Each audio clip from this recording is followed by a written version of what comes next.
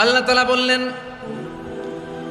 আল্লাহ আদেশ দিচ্ছেন, যে ব্যক্তি আমানতের হকদার তার হাতে তোমরা আমানত পৌঁছে দাও। আর যখন তোমরা বিচার কার্য করবে, বিচার ফয়সালা করবে, আদালতের সাথে করো।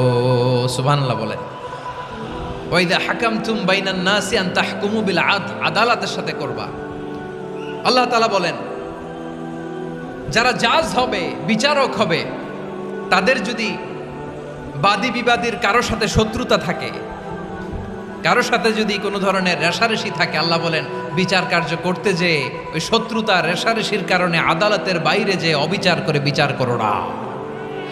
ওয়ালা ইয়াজরিমান্নাকুম শানাআনু কওমিন আলা আল্লা তা'দিলু ই'দিলু হুয়া আকরাবু লিত্তাকওয়া ওয়াত্তাকুল্লাহা ইন্নাল্লাহ